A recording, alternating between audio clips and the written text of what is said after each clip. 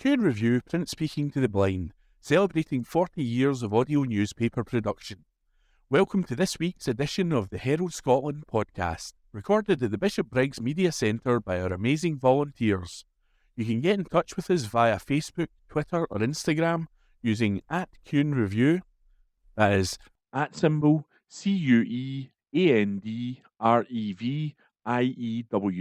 You can also contact us directly by emailing information@cunereview.com. That is INFORMATION@CuandReview.com, or by calling 0141 772 3976. That's 0141 772 3976. The Herald Scotland, on Wednesday the 10th of April 2024. From the news section. Deacon Blue to headline Glasgow gig to raise money for Gaza. This article was written by Gabriel McKay and read by me, Corey. I'd like to apologise for the state of my voice. I've currently caught the cold that is going around. Deacon Blue and Admiral Fallow are among the acts who will perform at a concert to raise money for the people of Gaza in Glasgow next month. More than 30,000 people have been killed since Israel launched an offensive on the occupied enclave in response to the October 7th terrorist attacks. The UN, international aid organisations and relief workers have warned of massive starvation in the Strip, with the north of Gaza on the brink of famine. A partial Israeli withdrawal and a fresh round of ceasefire talks have raised hopes that fighting could soon end, but many in the Palestinian territory are displaced and starving.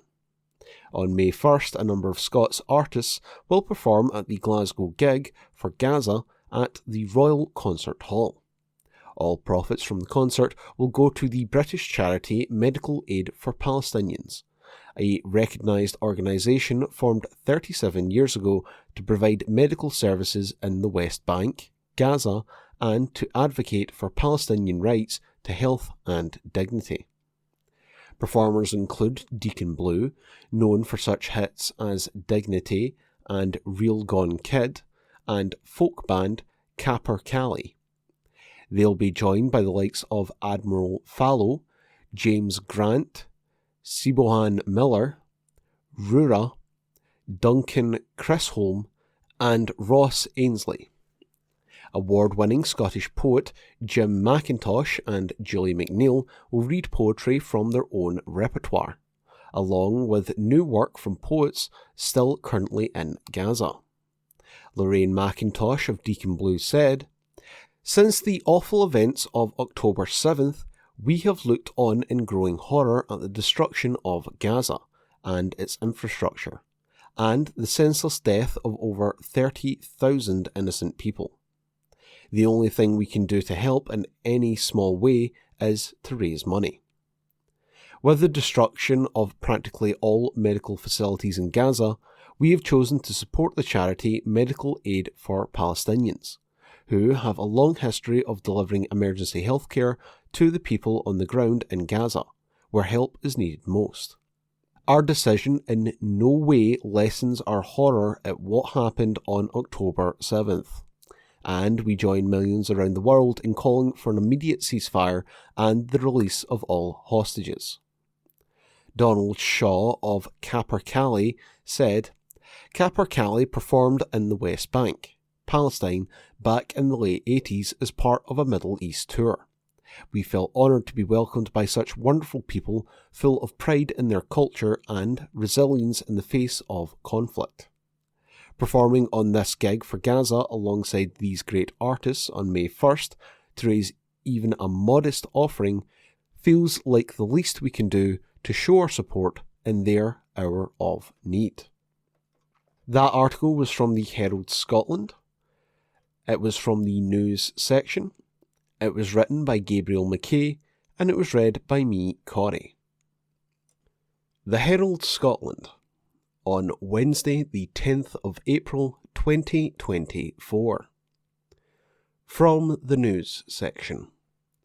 Wood-burning stove ban in Scotland not rural-proofed, says Crofters. This article was written by Jodie Harrison and is being read by me, Corey. I do apologise for the sound of my voice, but I have came down with the cold that everyone seems to have at the moment. A Scottish Government ban on wood-burning stoves in new build properties did not take the realities of rural life into consideration, a Crofters leader has said. Donna Smith, Chief Executive at Scottish Crofting Federation, said that the decision to block wood-burning stoves in homes built after April this year was not rural-proofed before it was made. Fossil and biofuel heating in new build properties has been banned under new building standards legislation, which came into force on April 1st. Exemptions do exist for these types of heat generators to be used as backups, particularly in areas prone to power cuts. But these will be made on a case-by-case basis, leaving prospective house builders at the mercy of local councils' planning departments. Ms. Smith said that more clarity was needed on what could constitute an exemption, and more discussion should be held on the policy's impact on rural communities. Speaking to BBC Scotland, the Crofter said, "We'd all love to know what the definition of emergency heating is, and how that's defined. In the regulations which have come out, it says that's down to the local authority to decide whether there is enough risk of power cut to allow for emergency backup to be installed. We urgently need clarification on what that actually means. Because we're being left to the mercy of the planners and councils on this front may not yield consistent results for our members and crofters across the country." She added, "What we can't forget with people living in these rural areas is that a lot of them face high electricity costs, much higher than in the cities. Much higher risk of power cuts, you hear of people going days without heat or power, and actually having a wood-burning stove not only provides heat, but for some provides a method of cooking and everything else. We're desperately needing more housing in rural areas. And even building a house in a rural area is more expensive than building in the cities. I understand why this decision makes sense in a city, but there is no rural proofing we can see at all in this policy, and that's what we'd like to look at. Our government talks about helping rural communities thrive, but seems to keep making decisions that go against that. A good sit down and a talk about how this could impact people in rural areas is really important. The policy has been imposed to help further the drive to net zero emissions across Scotland, and was backed by all parties at Holyrood. The ban does not apply to existing wood-burning stoves, new builds granted permission before April, or the installation of a new boiler in an existing property. Former Green MSP Andy Whiteman said that more consideration needed to be taken on the impact on the policy in rural areas. He said, "We do need measures to reach net zero, and we do need to increase standards of insulation technology on new builds in order to do so. The problem I have with it is, not long ago, wood was regarded as a renewable, low-carbon source of heat, and my view is that it still has a place, albeit a limited place, in parts of rural Scotland, where it is a very effective source of heat. To have an outright ban on all direct emission heating systems seems to be disproportionate in relationship to the benefits that can bring." He added, "And it's not just wood. It's not just the fuel or the boiler or the stove. It is the wider ecology and the forest economy in rural areas." That article was from the Herald Scotland. It was from the news section. It was written by Jodie Harrison, and it was read by me, Corey. From the Herald Scotland, Wednesday the 10th of April, from the sports section. "You never know," says Tierney as he rates Celtic return chances. by Robbie Hanratty. Kieran Tierney has credited the Celtic for leaving Ibrox with a point on Sunday as he backed his old club to pip Rangers to the Scottish Premiership title. Tierney, 26, has been watching from afar since leaving in 2019 and reckons the 3-3 Glasgow Derby thriller last weekend one of the best matches he's seen. The result kept a single point between the city rivals in the league table, with the season soon coming to a climax. Celtic fans weren't permitted inside the stadium, which Tierney points to making the outcome at Ibrox more credible, despite Brendan Rodgers' men squandering a 2-0 lead. In an interview with TalkSport, the former Hoops left-back said, "Yep, one of the best games I've watched in a long time. I'm absolutely devastated we couldn't hold on to the victory, but to be honest, to go there with no fans and come away with a point, and to have the title in your hands still, is kind of all you can ask for after a game like that." The Scotland international was then probed whether he still is emotionally invested in Celtic, having departed the club almost 5 years ago. He is currently on loan at La Liga side Real Sociedad after falling down the pecking order at Arsenal, yet clearly hasn't lost his passion for his boyhood heroes. "Yeah, 100%, he replied. "I'm still a Celtic fan, and you can go back to being the fan again because when you're a player, you've got to try and detach yourself a little bit and take some of the emotions out of it. But when I don't play there now, I can be the fan I was growing up, which is nice." It's a title race that looks to be going down to the wire, and Tierney reckons Celtic's know-how to find results in big games could prove pivotal. He continued, "Well, I really hope it's Celtic. I think Celtic have got a track record of turning up in the big games. I don't know how many in the last derbies Celtic have won, but I'm sure the percentage is in their favour. I think as long as they keep on doing what they are doing, because I think the last few weeks they've been playing brilliant with a couple of injuries, big injuries in the squad as well. So, with people coming back and the form we are on this now, I think it will look good, hopefully." Broadcaster Jim White concluded the chat by asking Tierney if he sees his career taking him back to Celtic Park in the future. "Who knows," he smiled. "You never know in football. It's a connection that I will always have, and it's somewhere I will imagine I will always be linked with if I were to move from any club. So, you never know." And that article was written by Robbie Hanratty. From the Herald Scotland, Wednesday the 10th of April, from the sports section. Ex-Celtic captain in astonishing ref rant after inappropriate remarks. Article by Robbie Hanratty. Air boss Scott Brown has hit out at referee Ian Snedden and claimed he was subject to some inappropriate remarks. The Honest Men's latest Scottish Championship clash ended 1-1 with Greenock Morton, and it saw the Celtic legend booked on the touchline by Snedden for expressing his displeasure at the Whistler's behaviour. Several members of the Ayr coaching staff were also cautioned during a tense encounter at Somerset Park, and it left Brown seething as he questioned why the official wanted to be centre stage. He raged. "The referee made the game about himself. It was obviously a big occasion for him. I was booked at half-time. He said a few things to me that weren't appropriate, but it should be more than about the two teams and him. He booked more members of the coaching staff than players. Our lads dealt with what was a stop-start game very well. I was proud of how we played tonight and the lads' understanding of the game, but we need to keep getting points on the board and also start getting clean sheets." And that article was by Robbie Hanratty. This is from the Herald Scotland of Wednesday the 10th of April 2024 from the business section. Adam & Co. returns to Glasgow following a takeover deal. This article is by Christy Dorsey. One of Scotland's oldest wealth management brands has returned to Glasgow after a hiatus of more than 2 years, following a takeover deal to create a business with further growth potential.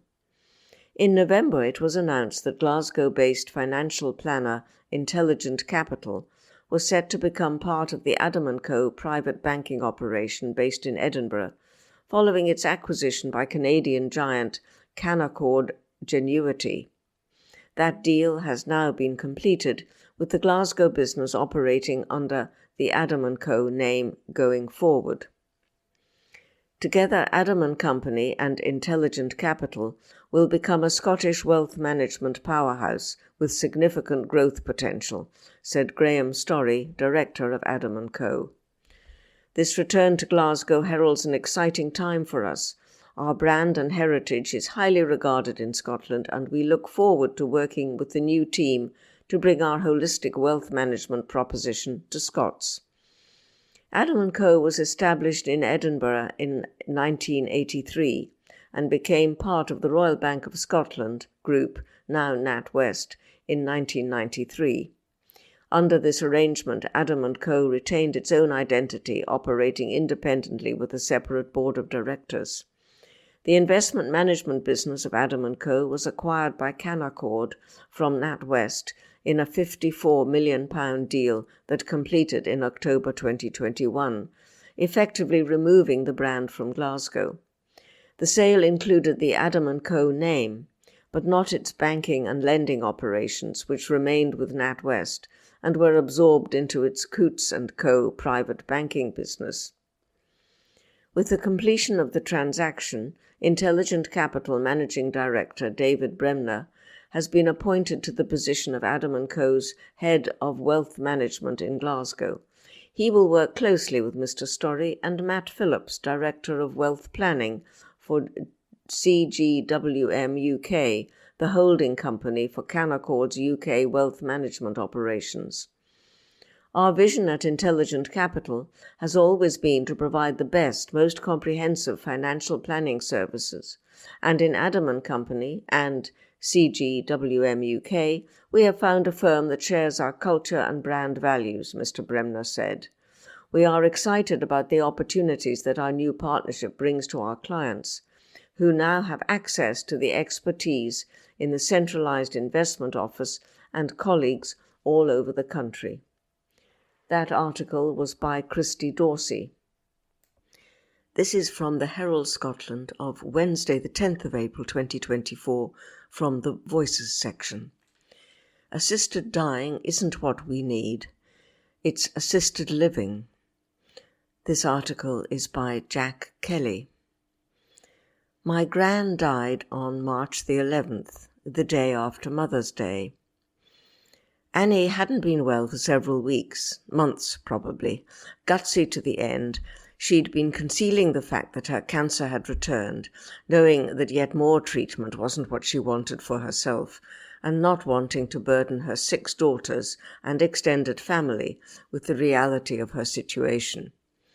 In the end, she died peacefully in her own bed, as she had wanted. We miss her very much, but she died with dignity, care, and surrounded by love, and that is a blessing for which we will forever be grateful. I wish the same could be possible for everyone when their time comes. I'm sure that Liam MacArthur feels similarly. The MSP for the Orkney Islands formally lodged his Assisted Dying for Terminally Ill Adults Scotland Bill on March the 27th. If passed, it would allow legal medically assisted dying for terminally ill people aged 16 or over. 2 doctors will have to be satisfied that a terminally ill person is capable of consent, along with 2 independent witnesses, and a period of reflection is required before the final steps can take place. Consent can be rescinded at any time. If those and a number of other requirements are met, adults who have been living in Scotland for at least 12 months may be given state assistance to end their lives. MacArthur insists that provisions in the bill are robustly safeguarded in order that assisted dying is administered in very specific circumstances. And yet, other than some paperwork requiring various signatures, there's little detail in the bit about one specific area of concern that continues to cause alarm amongst disabled and chronically ill people. While the draft legislation gives the slightest of nods towards protection from coercion into ending their lives prematurely, it is notably thin on detail about how it will do this. Close family relatives, such as partners, parents, or children, are prohibited from witnessing a statement, with that alone being the sole provision designed to prevent them from, on paper at least, being involved in enabling a decision. The only other measure included in the bill is a requirement for a doctor to determine that an individual has taken a decision to end their lives without coercion. It is hard to see how asking someone if they have been coerced will in itself protect vulnerable people against said coercion, given that coercion can be subtle and in cases relating to long-term illness disguised as concern.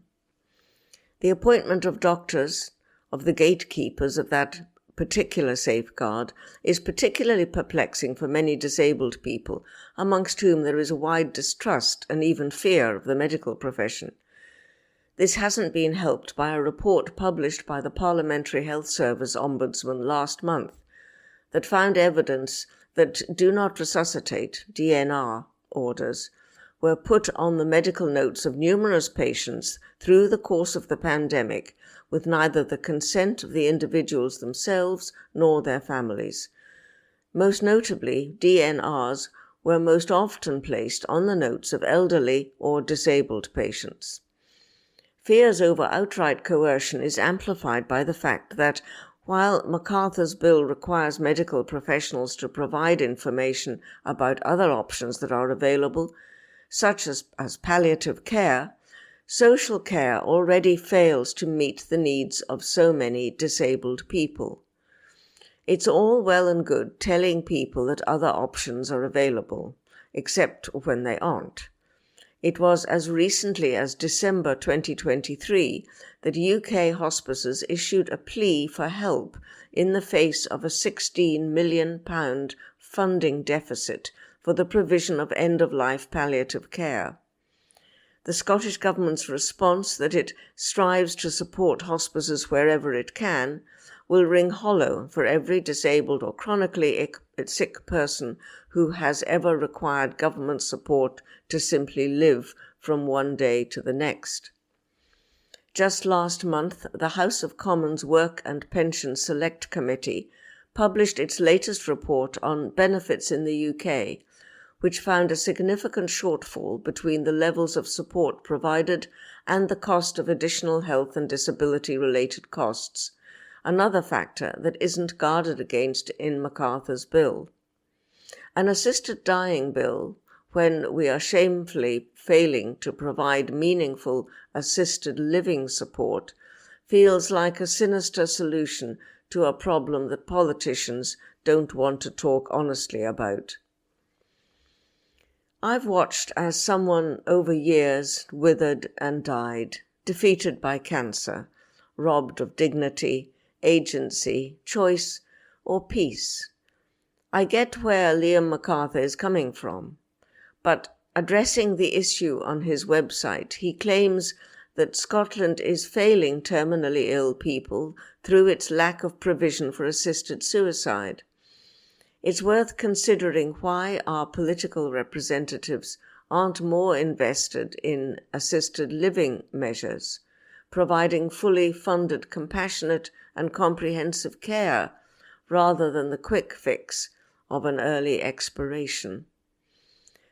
Annie was lucky that she was able to do things her way. The fact that she was only able to do so due to the unpaid care she received from other women in the family for almost 2 decades is telling. Without that love and support, she may have felt that as though there was simply no alternative but a premature end to her life, that would have robbed her of precious time with her children, grandchildren, and great-grandchildren. The fact that this might be the only option available to hundreds of Scots, because our service providers can't be bothered to deliver any alternative, is bleak and an appalling reflection on the way that we view the elderly, the sick, and the disabled.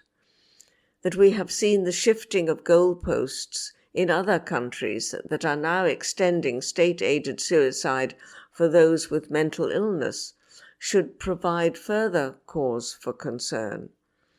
It's time our politicians put real effort into providing terminally ill Scots with meaningful care at all stages of life when it is needed, and that truly enables end-of-life dignity. That article was by Jack Kelly. This article is from the Herald on Thursday the 4th of April 2024. It is from the Voices section and the headline is How to Fix the UK's Broken Housing Sector. The author is Colin McLean. What can fix UK housing?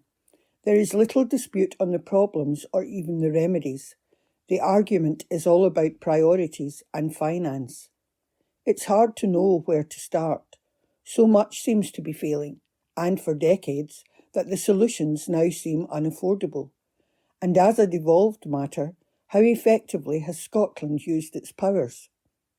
The challenge is in the complexity of housing and the tensions that brings between local and national government, public and private, ownership and rental. It is not simply about new house completions, but the balance between social housing, quality of build and diversity of design. The policy needs to be flexible to fit communities and tackle inequalities. Framing the problem too narrowly, as simply numbers and affordability, would miss the regional variations and risk unintended consequences. For example, some of the problem lies in the rented sector, particularly with limited security of tenure and risk of inadequate maintenance to avoid deterioration in quality. But freezing rents may discourage improvement and limit finance available for new social housing projects. A holistic, longer-term strategy is needed. Despite the devolved powers, not all the housing levers are directly under Scottish control. House builders are mainly national and private sector, a concentrated group dominated by a small number of London-listed UK-wide businesses.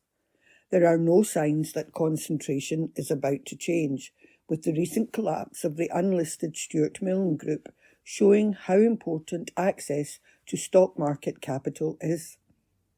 In late February, the Competition and Markets Authority, CMA, delivered the result of its year-long assessment of British house building and announced that it was investigating possible price sharing by the largest house builders. It noted that in recent years, Scotland had come closer than England and Wales to meeting its implied target delivery levels, albeit with varying levels of achievement by different local authorities. What the private sector can deliver is finance by issuing shares or borrowing. This is crucial at a time of constrained public finance.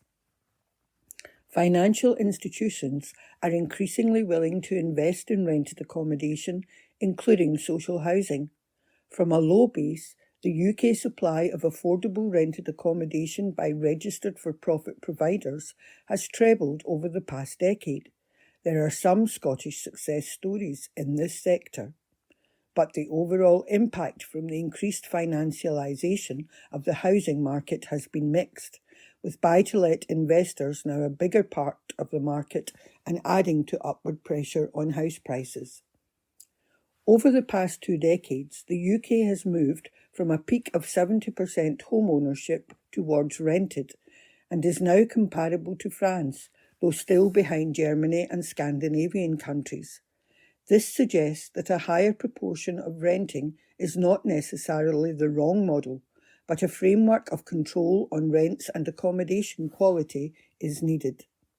Today, the UK has one of the most liberalised private renting systems in Europe.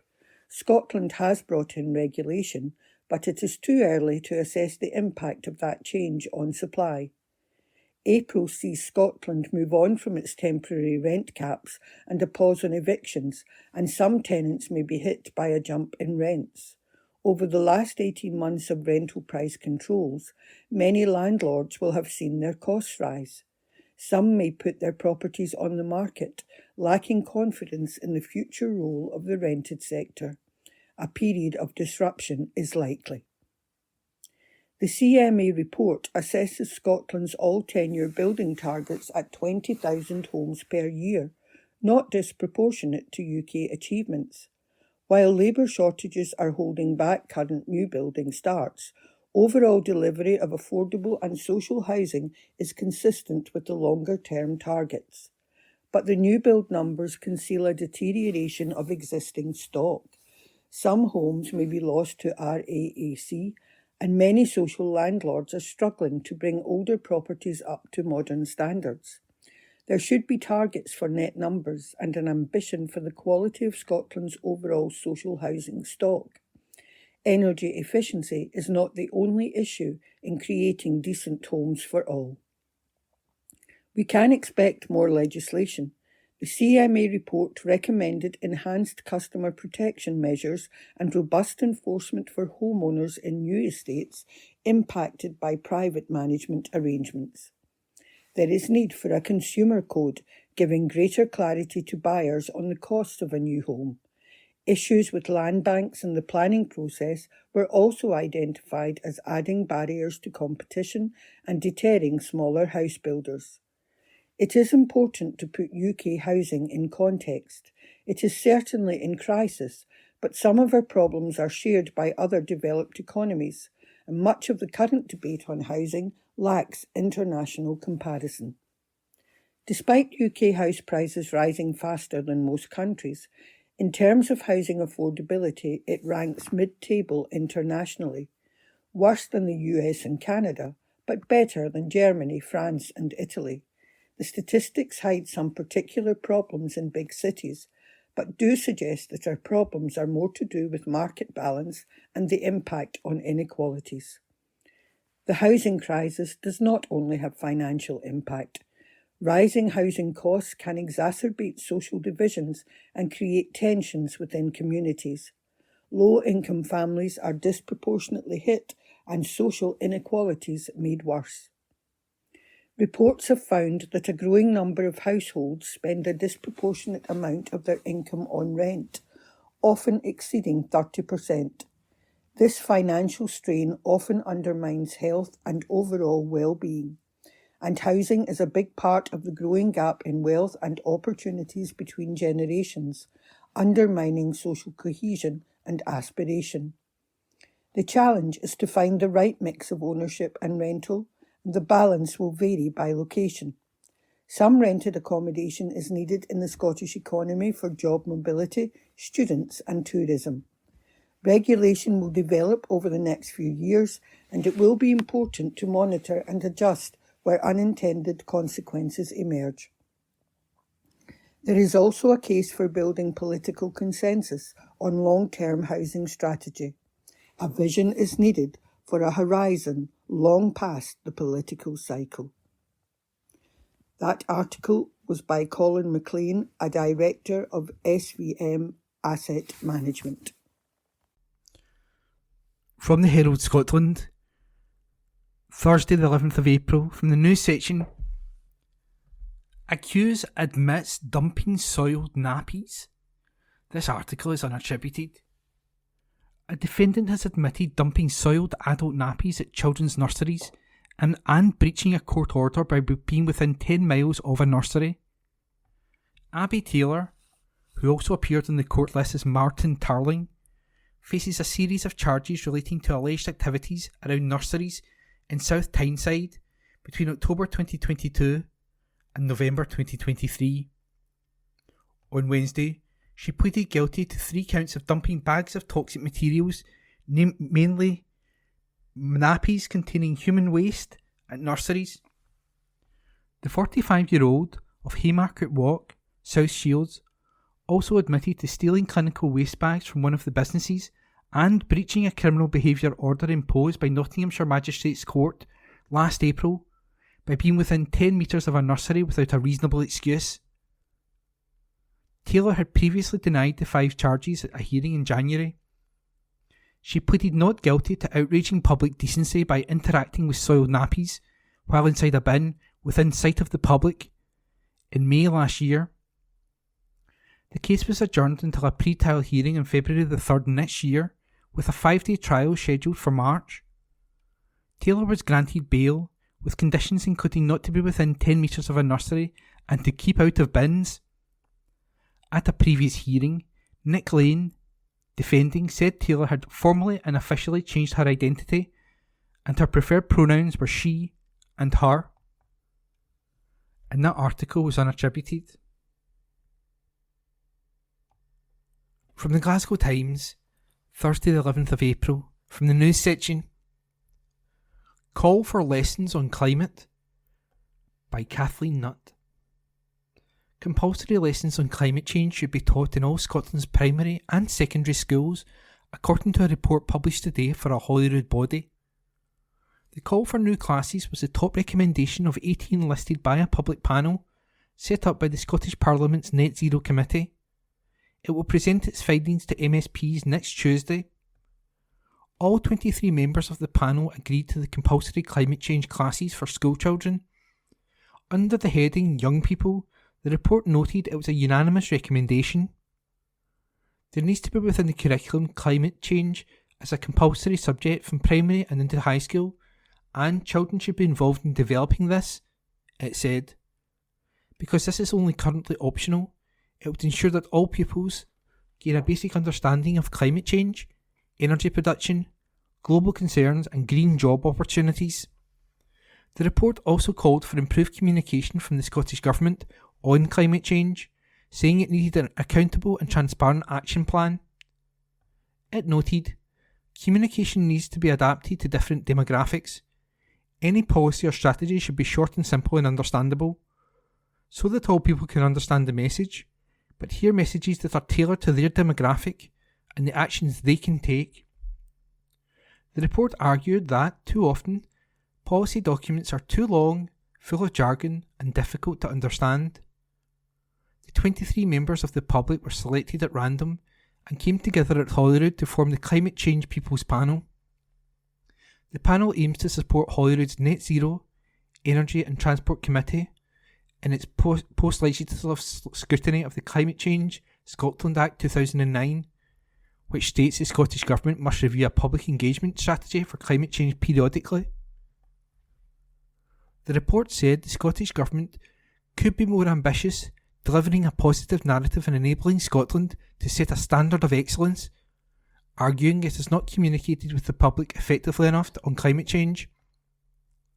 The panel said, collaboration with expert local and community-led organisations is key, and there is an inconsistency in communication, education, evaluation, the allocation of funding and, ultimately, that there is an action gap across Scotland.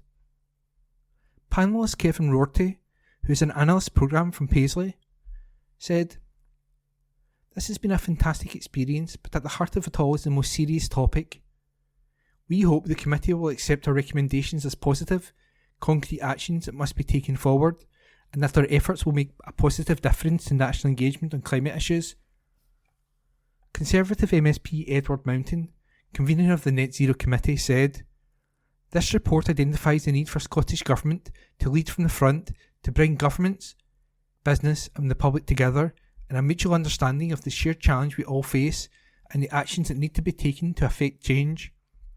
We look forward to taking evidence from the panellists during next week's committee meeting and exploring their findings further with them."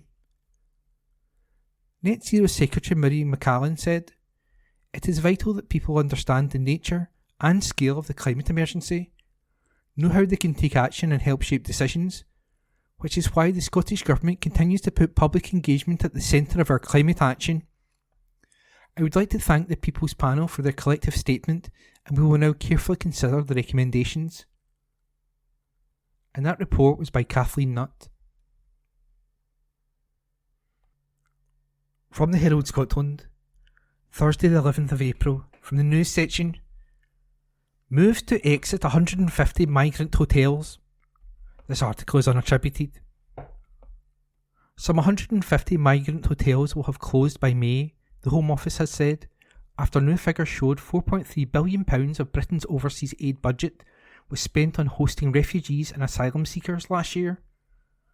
There are now 20,000 fewer people staying in the accommodation than 6 months ago, down from more than 56,000 at the end of September, the department announced yesterday. The Home Office spent around £8 million a day last year for tens of thousands of asylum seekers to be put up in hotels, while the introduction of alternative housing plans faced a series of setbacks. Former Immigration Minister Robert Jenrick announced last October that the government would be exiting 50 hotels by the end of January, with more to follow. The process will continue until the last hotel is closed, Home Secretary James Cleverly said.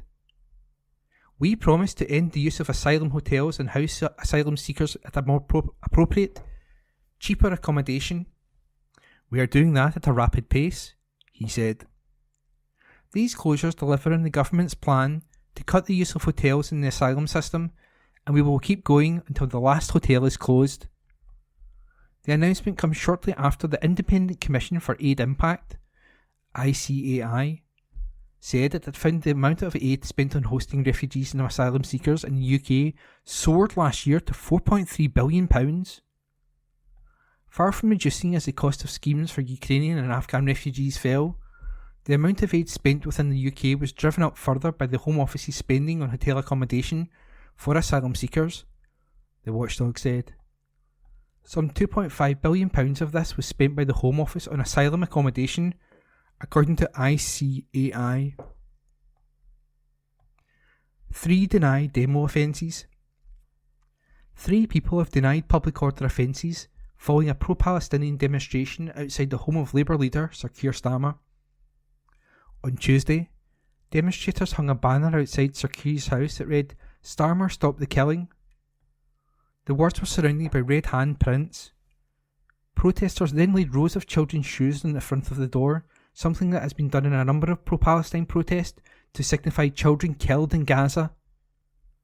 Leonora Ward, 21, of Leeds, Zosia Lewis, 23, of Newcastle upon Tyne, and Daniel Formenton, 24, of Leeds, have been charged with Section 42 of the Criminal Justice and Police Act 2001 and for breaching court bail.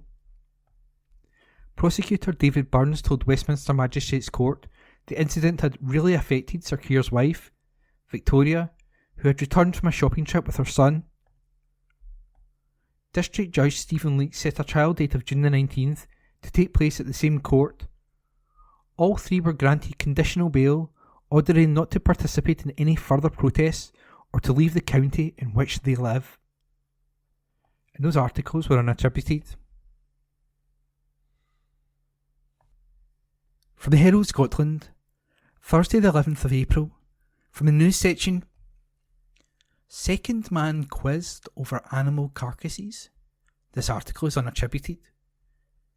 Police have questioned a second man after around 50 dead animals were scattered outside a community shop.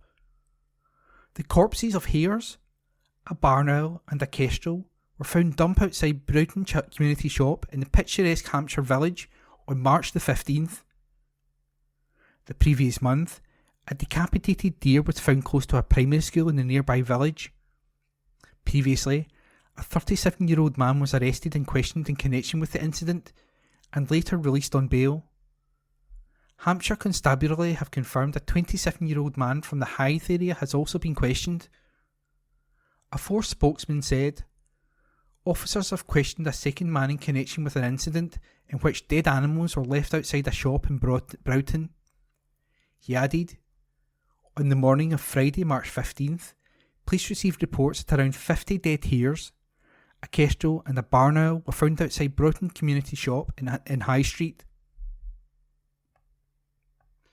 11 arrests made in Bristol child sexual exploitation investigation. Police have arrested 11 men in connection with an ongoing investigation into child sexual exploitation in Bristol. The arrests were carried out at properties in Bristol and South Gloucestershire, as well as one in Gloucestershire, on Wednesday, with support from the South West Regional Organised Crime Unit and the National Crime Agency. 10 of those arrested, who are all men aged between 17 and 33, have been arrested on suspicion of an exploitation-related offence. The other man has been arrested on suspicion of being concerned in the supply of a Class A drug. Detective Chief Inspector Jess Aston, who is leading the investigation, said, Today's arrests are a significant moment in a serious and complex investigation. Although we remain in the early stages, we believe a number of children, aged in their mid to late teens, are victims of sexual exploitation, and our priority is to identify and safeguard them, which we'll do at pace alongside our partner agencies. Officers and staff with Topaz, our child sexual exploitation disruption team, as well as our intelligence team, have been instrumental in carrying out the inquiries resulting in us reaching this arrest phase.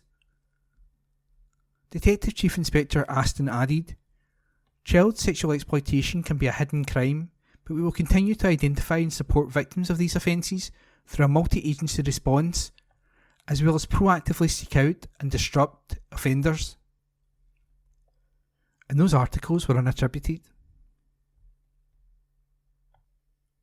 From the Herald Scotland, Thursday the 11th of April, from the news section, survey reveals midwives working on unsustainable amount of unpaid hours. This article is unattributed. Many midwives are considering quitting as they work extra unpaid hours to keep services running, according to a new report. The Royal College of Midwives, RCM, said a survey showed that during 1 week in March, midwives and maternity support workers, MSWs, in Scotland, England and Wales worked 136,834 extra unpaid hours. The situation was unsustainable and grossly unfair, said the RCM, adding that its members were now waiting for a pay announcement from the government, which was due at the start of April. 3 out of 5 of over 1,500 RCM members surveyed said their workplace was not safely staffed during those 7 days in March. More than 4 out of 5 said they worked additional unpaid hours, while in some regions in England this increased to 9 out of 10. The RCM said 97% of respondents in the northeast of England said they had worked additional hours unpaid that week, while 93% of members in London worked extra unpaid hours, describing the figures as shocking. In England alone, RCM members worked an extra 118,181 hours during the week in March, an increase of 18% on the same poll undertaken last year. RCM General Secretary Jill Walton said, "Across the country, maternity services are only being kept running because midwives and maternity support workers are working beyond their hours. What's even worse is that they aren't getting paid for those hours. Staff are doing their utmost to plug the gaps, but this situation is unsustainable and it is not the way we should be delivering maternity services. Services can't continue to run in the goodwill of midwives. Aside from the toll that it is taking on our members' physical and mental health, they are being further demoralised by governments dragging their feet over giving them a pay rise, which is now overdue. The government have disgracefully left hard-working midwives and MSWs in limbo once again about their pay in the midst of a cost of living crisis. We've told the government time and time again that improving pay is one of the crucial levers in retaining staff, and, right now, given the staff retention issues facing the NHS, they should be doing all they can to ensure staff are paid fairly. Half of respondents said they worked up to 5 additional hours and over a quarter worked between 5 and 10 hours unpaid across the week of the survey. 2/3 said they'd considered leaving their job as a midwife or MSW in the past year. And that article was unattributed. From the Herald Scotland, Thursday the 11th of April, from the news section, Wood stove ban ignores realities of rural life, says Crofters leader. Article by Jodie Harrison. A newly introduced ban on wood-burning stoves in new build properties did not take the realities of rural life into consideration, a Crofters leader has said. Donna Smith, Chief Executive at Scottish Crofting Federation, said that the decision to block wood-burning stoves in homes built after April this year was not rural-proofed before it was made. Fossil and biofuel heating in new build properties has been banned under new building standards legislation, which came into force on April the 1st. Exemptions do exist for these types of heat generators to be used as backups, particularly in areas prone to power cuts. but these will be made on a case-by-case basis, leaving prospective house builders at the mercy of local councils' planning departments. Ms Smith said more clarity was needed in what could constitute an exemption, and more discussion should be held on the policy's impact on rural communities. Speaking to BBC Scotland, the crofter said, "We'd all love to know what the definition of emergency heating is and how that's defined. In the regulations which have come out, it says that it's down to the local authority to decide whether there is enough risk of power cut to allow for emergency backup to be installed. We urgently need clarification on what that actually means, because we're left to the mercy of the planners, and the councils in this front may not yield consistent results for our members and crofters across the country." She added, "What we can't forget with people living in these rural areas is that a lot of them face high electricity costs, much higher than in the cities. Much higher risk of power cuts. You hear of people going days without heat or power, and actually having a wood-burning stove not only provides heat, but for some provides a method for cooking and everything else.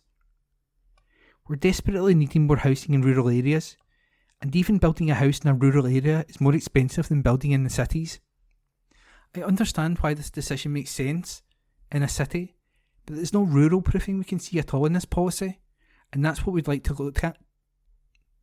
Our government talks about helping rural communities thrive, but seems to keep making decisions that go against that. Changes to the building standards, the regulations governing the requirements for all building in Scotland, came in last week, forbidding the use of direct emission heating systems. Effectively, that means that new houses and conversions are not allowed to use gas or oil boilers or any form of bioenergy where electricity or heat is generated from organic matter such as wood. Instead, house builders are expected to use what are known as zero DEH systems, such as heat pumps, solar thermal storage systems or electric storage heaters. The policy has been imposed to help further the drive to net zero emissions across Scotland and was backed by all parties at Holyrood. The ban does not apply to existing wood-burning stoves, new builds granted permission before April, or the installation of a new boiler in an existing property. Former Green MSP Andy Whiteman said that more consideration needed to be taken on the impact on the policy in rural areas. He said, "We do need measures to reach net zero, and we do need to increase standards of insulation technology on new builds in order to do so. The problem I have is, not so long ago wood was regarded as a renewable, low-carbon source of heat, and my view is that it still has a place, albeit a limited place, in parts of rural Scotland where it is a very effective source of heat. To have an outright ban on all direct emission heating systems seems to be disproportionate in relationship to the benefits that would bring. And it's not just wood, it's not just the fuel, or the boiler, or the stove, it is the wider ecology and the forest economy in rural areas." And that article was by Jodie Harrison. From Herald Scotland, Monday the 15th of April, from the news section. A83 at rest and be thankful out of action for 7 days. Report by Martin Williams. Scotland's most notorious road is set to be shut for at least 7 days following new landslip safety fears. Transport Scotland's maintenance contractor Bear Scotland says the A83 at the Rest and Be Thankful, which has been shut since noon on Wednesday, will remain closed today, Monday, because of continuing concerns. When the crucial Highlands artery is shut, motorists are sent onto a single track route, the Old Military Road, which runs through the centre of Glencoe and acts as a diversion using a convoy system. Bear said a decision will be made about returning traffic to the A83 will be taken on Tuesday morning. They said that boulders came to the surface after heavy rain last week, were dealt with over the weekend, and the hillside was monitored throughout. The contractor said that wet weather continues today, Monday, but the forecast looked set to improve tonight. Ian Stewart, Bear Scotland's North West representative, said, "While we monitor the situation closely, we've decided to use the Old Military Road as a proactive safety measure. We understand that this can be inconvenient and we apologise for any disruption, but safety remains the priority. Using the old military road will ensure the route remains accessible for travellers, keeping Argyll very much open for business. Drier weather for the remainder of the week will hopefully allow us to get traffic back on the A83, and that will be confirmed tomorrow morning. The latest closure is the fourth involving the landslip-prone road since just before Christmas. It was out of action in early February for over 3 days. It was closed mid-January over similar safety concerns over heavy rain, and there was further disruption just before Christmas. Campaigners have said they were warned by Transport Scotland officials that there were 100,000 tonnes of unstable material on the hillside above the A83 at the Rest and Be Thankful just before the latest landslides, which they say shows more needed to be done to ensure the safety of those using the road. The A83 at the Rest has been operating under a traffic light system after a series of landslips over a number of years that have put the important route out of action for weeks at a time. The light system ended more recently. When there are further concerns, road managers set up a convoy system on the A83 stretch. Only when there are the most serious concerns do road managers divert to the old military road, which was originally built by General George Wade in response to the Jacobite uprisings in the 18th century. The latest run of stoppages has come after the road was shut down after some 12,000 tonnes of debris fell onto it in early October. Of the 7 landslips that hit the A83 on Saturday, 1 hit the Rest. The rest occurred between the 2 and 4 miles north and west of where a planned £470 million debris shelter is due to be built on the notorious Rest stretch of road as a key long-term measure to protect the road. A mother and daughter, who had a lucky escape on the road, say they were hit by 2 landslides, the last of which was close to the A83 junction with the A815, around 4 miles from the end of the proposed landslip shelter. Ciara Smith, 19, and mum Fiona, 44, from Campbelltown, were travelling on the road on Saturday morning when the Vauxhall Zafira was hit. Bear Scotland had shut the road in advance, fearing further landslides. But the measure did not stop road users from having their journeys curtailed on the route, with motorists having to go on long detours as landslides shifted away from the shelter is due to be built. Fears over the road at the Rest hit fresh heights on August 4, 2020, when some 6,000 tonnes of debris cascaded onto the A83 at the Rest and Be Thankful. By the end of August, the road had been closed for the same length of time as over 5 years between January 2007 and October 2012, which led to an investigation into how to handle the hillside stability. In 2020 alone, it was shut for over 200 days. There has been anger over ministers wasting up to £130 million over more than a decade on failed solutions to the landslide issue. Concerns have been raised about the millions spent on temporary solutions to the landslip problem, which were first highlighted in the Scottish Road Network landslide study, part authored by the then Scottish Executive, 19 years ago. The A83 is almost a 100-mile trunk road connecting the Mull of Kintyre and southern Argyll to the shores of Loch Lomond. About 1.3 million vehicles travel the route every year, and it acts as an important transport link for mainland Argyll as well as the Inner Hebrides. Last year, Transport Scotland unveiled plans for its preferred option of building a £470 million debris flow shelter to protect the A83's Rest and Be Thankful section. The scheme comprises a mile-long, open-sided tunnel costed at between £405 million and £470 million. Its selection follows design and assessment work on 5 options through the Glencroe Valley. A debris flow shelter is akin to a tunnel, with one open side, and it's a recognised means of protecting transport infrastructure and its users from falling rock and debris in areas susceptible to debris flows or landslides. Meanwhile, improvements to the old military road are expected to be made while a long-term solution is progressing. The A83 is an almost 100-mile trunk road connecting the Mull of Kintyre in southern Argyll to the shores of Loch Lomond. About 1.3 million vehicles travel the route every year, and it acts as an important transport link for mainland Argyll as well as the Inner Hebrides. And that article was written by Martin Williams. From the Herald Scotland, Monday the 15th of April, from the news section, Argyll and Bute Council confirm U-turn on council tax increase. Report by Josh Carmichael. A council which had been set to defy Hamza Yousaf and impose a 10% hike in council tax bills has now confirmed the charge will be frozen.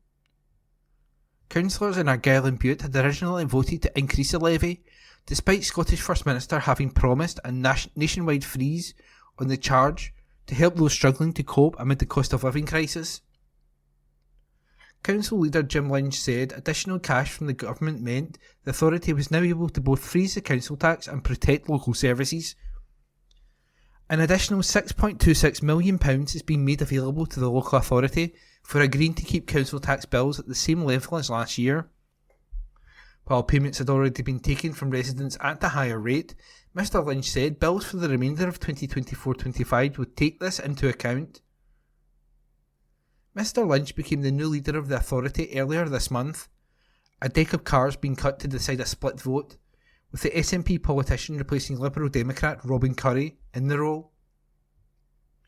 The change means Argyll and Bute is now run by a coalition of SNP, Labour and independent councillors.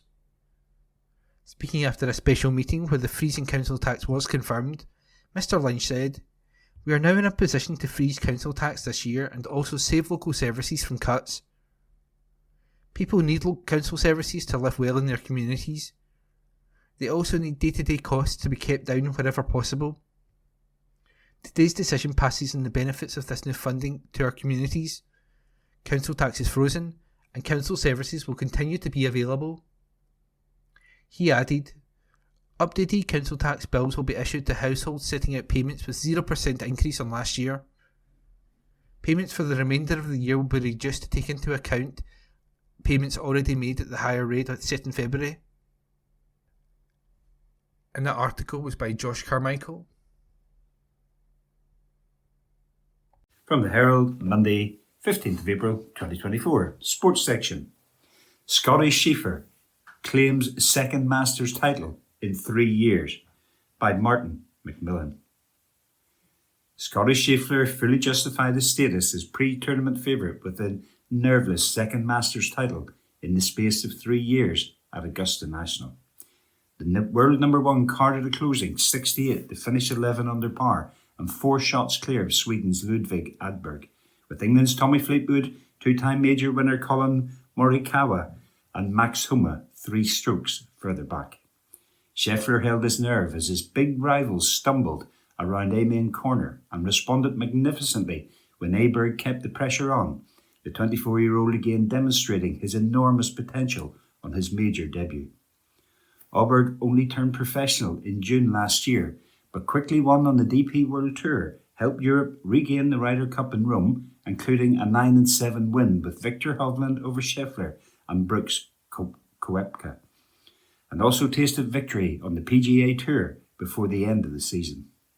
Scheffler has been in equally brilliant form in 2024, winning the Arnold Palmer Invitational by 5 shots and becoming the first player to secure back-to-back Players' Championship titles 7 days later. That means to the 27-year-old had been made favourite for the Masters at the kind of odds previously only offered for peak-era Tiger Woods, and he duly took a one-shot lead into the final round. A birdie on the third quickly doubled that advantage, but drop shots in the fourth and seventh left Scheffler in a three-way tie for the lead, with playing partner Morikawa and Aberg. Homa's birdie on the 8th made it a 4-way tie, but dramatic and decisive changes were just around the corner. Scheffler was inches away from spinning his approach to the 9th into the hole for an eagle and tapped in for the easiest of birdies, while Morikawa took 2 to escape from a greenside bunker to run up a double bogey. Scheffler also birdied the 10th and was gifted some welcome breathing space when Aberg pulled his second into the 11th into the water, to card a costly double bogey, an error repeated minutes later by Morikawa. Scheffler failed to take full advantage as he also dropped a shot, but then saw another contender fall away as Homa was forced to take a penalty drop from bushes behind the 12th green.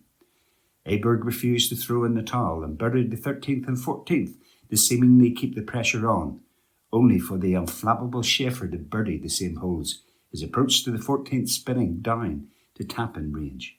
Another birdie in the 16th put the result beyond doubt, and unlike in 2022, this time there would be no careless four putts on the 18th green. Woods had finished his round an hour before the final pairing of Scheffler and Morikawa teed off, his 100th round of the Masters beginning after enlisting the help of his son Charlie. Charlie was pictured seemingly giving his dad some swing tips on the practice range of Augusta National, advice even a 15-time major champion may have welcomed following a demoralising third round of 82. That was the 48-year-old's worst score in the Masters by 4 shots, and meant an early tee time on Sunday alongside Neil Shipley, the only amateur to make the cut. Woods started in style with a 360-yard drive on par 5 second to help set up a straightforward birdie, but ran up a triple bogey 7 on the 5th and eventually signed for a 77 to finish last of the 60 players to make the cut. Woods had previously targeted playing 1 tournament a month this year, with the remaining majors, the US PGA, US Open and Open Championship, the obvious targets. This is a golf course. I knew going into it, so I got to do my homework going forward at Valhalla and Pinehurst and Troon. But that's kind of the game plan, Woods said. I heard there were some changes at the next couple of sites, so I've got to get up there early and check them out.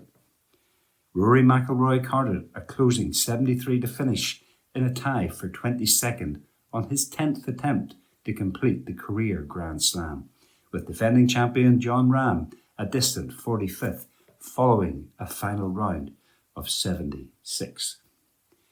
That article was by Martin McMillan.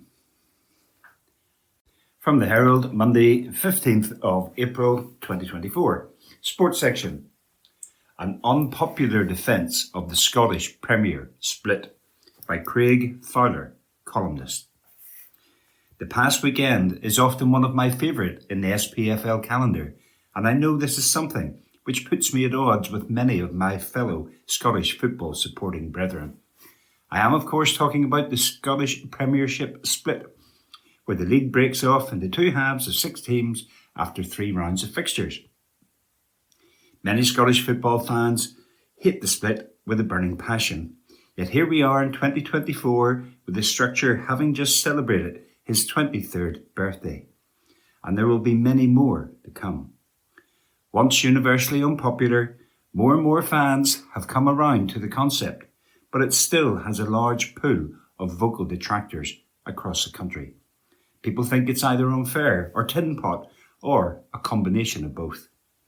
Due to it coming into effect after everyone's played each other an odd number of times, and the league's desire to keep everything at an even split of 19 home games and 19 away games each campaign, we often see teams having to travel to one stadium for the 3rd time in the season, with the caveat that this never happens for derby matches.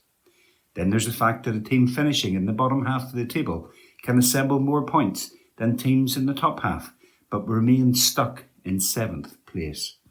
You'll often hear folks saying something along the lines of, I have to try and explain it to my English football supporting friends.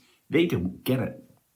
Putting to the side that these definitely not made up people are either being disingenuous or are really quite thick, it is a model which is mirrored by the likes of the EPL, Serie A, La Liga or the Bundesliga. Issues Scottish fans look forward as something to aspire to. But Scottish football is its own unique animal, and we should never copy what fellow European leagues are doing just because it works for them. It's folly we've fallen into all too often, with VA sodding R being the latest example. Our top flight used to have a similar structure to the Big 5 leagues, and it didn't work. There's too much imbalance within Scottish football for that model to ever be a success. We have a couple of behemoths, a trio of sleeping fun-sized giants, a scattering of others just below that level, and then loads and loads of clubs that are all of very similar stature. It can make things a little bit more fun at the bottom, as more teams would come in and out of the league from a very watered down second tier, but it would do nothing for excitement at the top.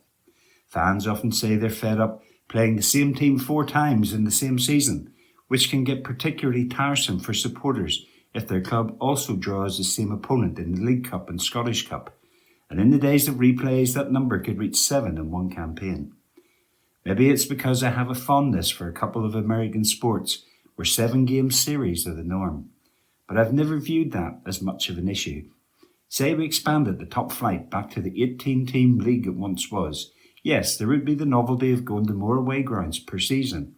This would be a lot of fun to begin with, but it would soon wear off with a handful of seasons, and then you'd be left playing matches against Greenock Morton and Erdrieonians, no offence intended, when you could be having another derby match. It is what helps create rivalries between teams who wouldn't become so otherwise. Familiarity breeds contempt after all. Ultimately, the reason it still exists is down to money. Clubs in the top flight, with regards to their bottom line, would rather have Hibs, for example, coming to town for a third time in a season with their strong travelling support, rather than play a completely even fixture list with Raith Rovers or Ayr United. Again, no offence intended. And the key factor in all of this is the desire, the most basic need at the top of the game, for there to be 4 matches featuring Celtic and Rangers every season. Whether we like it or not, this is our showpiece fixture. Our TV deal isn't great by any means, as we struggle for relevance in a country where we're tied to the biggest single football market on the planet. But it would be so much worse if 4 Old Firm encounters became 2. This column isn't just about the logistical stumbling blocks which prevent the split from being scrapped, because I truly believe it is a credit to Scottish football. Throughout the leagues in Scotland, from the start of the season to the end of a campaign, there's always something to play for, and the split helps ensure that. A bigger lead would only lead to there being so many more meaningless end-of-season games, with teams having their competitive edge in the campaign removed by Valentine's Day. It adds another level of drama to the typical title race, European place, relegation battles. You see it in every league, and has given us some truly iconic moments. Rory Bowling scoring with the last kick of the game to send Dundee United into the top 6 at the expense of Aberdeen. Gary Harkins coming back to haunt Kilmarnock by scoring a double for Dundee to knock his former club out of the promised land. And from Saturday, Motherwell's Shane Blaney scoring in the 94th minute to consign Hibs to the bottom 6. For those who still strongly believe the split does more harm than good and wish to get rid of it, there are ways to go about that. Instead of mopping and moaning about the SPFL and their governance, instead go to your own club and demand something to be done. Unite with other fans, organise protests, boycott games, make your voices heard, until the members which run the Members' League, that is the SPFL Premiership, listen, if it actually means that much to you. But nobody is actually going to do that, because, well, it's not really that big a deal, is it? 7th has more points than 6th, because the league broke up into top divisions and with 5 games to go. So what? It's really not that difficult to understand. And if you're not bothered about doing anything to get rid of it, maybe just embrace it and look for the positives of only focusing on the negatives, because it isn't going anywhere anytime soon, and I, for one, am happy about that. That article was by Craig Fowler. From the Herald Scotland, Monday the 15th of April, from the business section. Business briefing by Brian Donnelly, business correspondent. Short-term Edinburgh apartments recommended for approval. A major development of luxury short-term apartments on one of Scotland's famous streets has been recommended for approval. Plans submitted by Studio LBA for Hunter REIM to bring 5 underused properties, including one that has been boarded up for 70 years, back into use before City Councillors on Wednesday. The £20 million Princes Street and Hanover Street development will bring 30 serviced apartments across the properties, which include the building leased to Costa. Hunter REIM and Ruby Hotels are also behind the £100 million development further along Princes Street. Council planning papers state, overall, the development is in accordance with the development plan. The revised scheme will deliver a sustainable and well-designed scheme whilst contributing to climate change mitigation and adaptation. The planning officials added, the surrounding area has a variety of uses, predominantly commercial, including shops, offices, hotels, cafes, restaurants and bars. The area is well served by various sustainable transport modes and networks given its city centre location. The application is for the redevelopment and adaptation of the site, bringing it back into active use and proposing 30 serviced apartments. The proposal seeks to adapt the existing properties to provide a connected group of properties accessed via a new primary access at 1 Hanover Street. Documents read, this collection of buildings have been vacant for many years. 75 Princess Street was sealed off 70 years ago, resulting in the damage, poor quality alterations. Studio LBA said, the applicant, Hunter REIM, an independent real estate investment management company, recently purchased this collection of B-listed buildings on Edinburgh's prominent Princess Street. The buildings are currently in a semi-derelict state internally, having laid vacant for many years. Hunter REIM are an Edinburgh-based business that are invested into ensuring that the proposals respect and enhance the city's natural and cultural heritage, whilst also providing first-class tourist and business users short-term accommodation. Hunter REIM said, our belief in Edinburgh and Princess Street is clear from our other investments in the city, in particular the development of a new 346-bedroom hotel pre-let to Ruby at 104 to 108 Princess Street and Cameron Toll. Our aspiration for this project is to deliver a much-needed family-led accommodation and rejuvenate 5 Category B listed buildings which are falling into extreme states of disrepair. This will bring life to abandoned upper floors which contribute little to the city's vibrance despite their incredibly prominent position within the new town and remarkable views, as well as preserving the city's cultural heritage. This will be supplemented by full retention and active management of ground floor retail units, ensuring that the project will meet the needs of Edinburgh's residents and visitors while respecting and enhancing Edinburgh's natural and cultural heritage. The firm also said, Hunter REIM is an independent real estate investment management company responsible for managing real estate assets across the UK and headquartered in Edinburgh. Our clients include institutional investors, private equity, family offices and high net worth individuals in Europe and North America. The business invests in assets and strategies which it believes will generate superior investor returns in addition to delivering positive economic, environmental and social impacts. Scottish private sector business growth outstrips UK average. Private sector business activity in Scotland rose for the third month in a row during March, with the upturn surpassing that for the UK as a whole. Only London and Northern Ireland recorded stronger gains on the Business Activity Index, produced by the Royal Bank of Scotland, but underlying data noted a continued divergence between the services and manufacturing sectors. While services rose at the sharpest pace recorded since June 2022, the downturn in manufacturing production. Paul Sheeran, bracing for a raft of change in employee rights. Scottish engineering traces its origin back to formation in 1865, a timing generally accepted as fairly soon after the start of the First Industrial Revolution. Our history records that the founding purpose of an engineering federation of member companies, like ours, was as a response to the development of labour law, or employment legislation, by building a professional team with expertise to advise and guide companies on their application of the law. And that was the business briefing by Brian Donnelly. This is from the Herald Scotland of Tuesday the 16th of April 2024 from the business section. Lib Dems attack Scottish Government over jazz bar closure. This article is by Andrew Learmonth.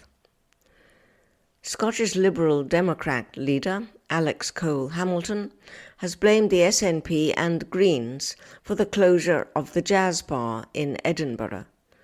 The MSP claimed Scottish Government ministers were unleashing a rising tide of pressure for our culture and hospitality sectors.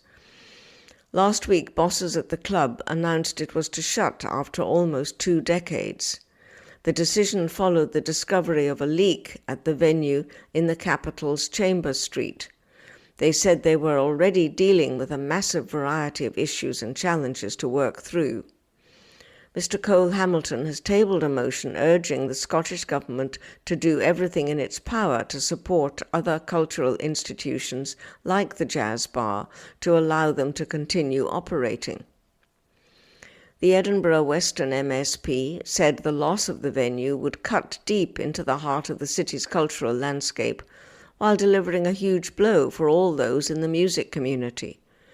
He said the SNP love to masquerade as advocates for Scottish culture, but in reality we have seen far too many cultural venues and initiatives such as the Screen Machine and the Edinburgh Film House coming under increasing threat on their watch. By slashing the culture budget, cutting money from local government, and failing to support businesses with the cost of living, SNP and Green ministers are unleashing a rising tide of pressure for our culture and hospitality sections. I want to see the Scottish Government investing for the future to preserve Scotland's proud musical, artistic and literary history, and working with the UK Government to help ease the strains on businesses struggling to stay afloat. If they do not, I worry we could see many more businesses facing the same fate as the Jazz Bar. A spokesperson for the Scottish Beer and Pub Association said the closure of the Edinburgh venue was becoming a familiar story across the country. They added, from the pandemic to the current cost of doing business crisis, the sector has borne the brunt of recent challenges, and it's impossible for some much-loved businesses to make it work any longer. The introduction of a business rates relief, similar to that in England, would give some breathing space for some, but we really need a longer-term solution to the disproportionate amount pubs and bars pay in rates. Similarly, a reduction to VAT would give an immediate and lasting boost, kick-starting investment back into the sector. A Scottish Government spokesperson said, "The Scottish Government is acutely aware of the huge pressures facing businesses with Brexit, COVID-19, the UK Government's mini-budget and the cost of living crisis, including high energy prices, being key factors. We continue to offer our support and backing to business within our limited devolved powers and resources. This financial year, Scotland will have the lowest non-domestic rate for properties worth up to £100,000, ensuring over 95% of non-domestic properties in Scotland are liable for a lower property tax rate than anywhere else in the UK. Scotland also has a package of reliefs worth an estimated £685 million, including the UK's most generous small business bonus scheme, offering up to 100% relief to eligible properties. The Scottish Government has increased culture sector funding by £15.8 million to almost £200 million this financial year, as the first step to achieving the First Minister's commitment to invest at least £100 million more annually in culture and arts by 2028 to 2029. That article was by Andrew Learmonth. This is from the Herald Scotland of Tuesday the 16th of April 2024 from the business section. Market nerves as world awaits next move in Middle East. This article is by Scott Wright. Financial markets began the week on a nervous footing as the world waited for the next move in the unfolding crisis in the Middle East. Analysts signaled that dangers persist for the global outlook following Iran's direct assault on Israel at the weekend, despite a relatively calm opening to markets on Monday. Iran retaliated to the attack on its embassy in Damascus, Syria, which resulted in the death of a senior commander, by launching a drone and ballistic missile assault on Israel, though the threat was largely dealt with by Israeli defenses and allies. Israel has not admitted responsibility for the Damascus attack, and the world is waiting to see how it will respond to the attack by Iran, as allies urged caution and a need to de-escalate the crisis.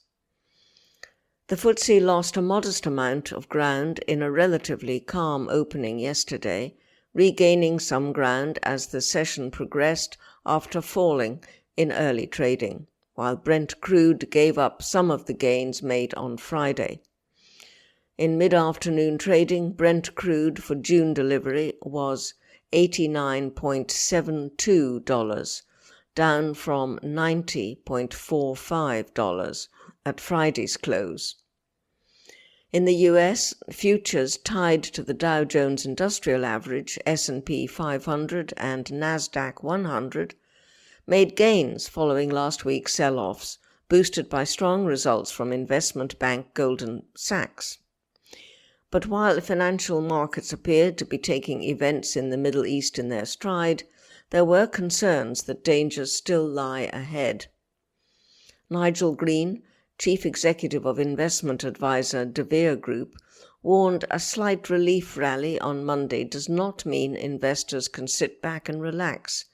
He said there seems to be an element of a slight relief rally because, so far at least, Israel's Prime Minister Benjamin Netanyahu appears to be following US President Joe Biden's instruction and not to retaliate and risk escalating the situation even further. However, the situation remains highly volatile, and investors who are serious about protecting and growing their capital cannot now just sit back and relax. Susanna Streeter, head of money and markets at stockbroker Hargreaves Lansdowne, said the week started on a fraught note, with unease still clouding sentiment. Ms. Streeter said, investors are on alert for retaliatory action following Iran's attack on Israel. Fears are brewing that a dangerous new episode of escalating conflict is about to roll.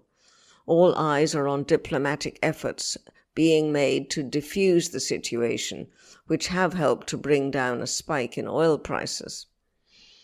The FTSE 100 has been on the back foot in early trade, retreating away from record levels which the index flirted with on Friday. Although the defence company BAE Systems has gained fresh ground amid expectations of higher military spending, energy stocks are on the back foot as oil prices have retreated a little. Concerns have also deepened about stubborn inflation in the United States, following a rebound in the headline CPI, the Consumer Price Index, rate in March. There's now a big rethink taking place about when the Fed will be confident enough to cut interest rates, with more hope sliding away from a June date and September being increasingly penciled in instead. US retail sales figures out later today, on Monday, will be watched closely for signs of continued consumer resilience. Russ Mould, investment director at AJ Bell, said oil prices had risen in anticipation of Iran's action, but have fallen back, though gold prices remain near record highs, which hints at continuing nervousness amongst investors. The situation remains fraught, and beyond the geopolitical and humanitarian implications, a more widespread conflict in the Middle East could see energy prices surge and unpick central banks' careful efforts to bring down inflation. For now, the FTSE 100 remains within reach of its record high.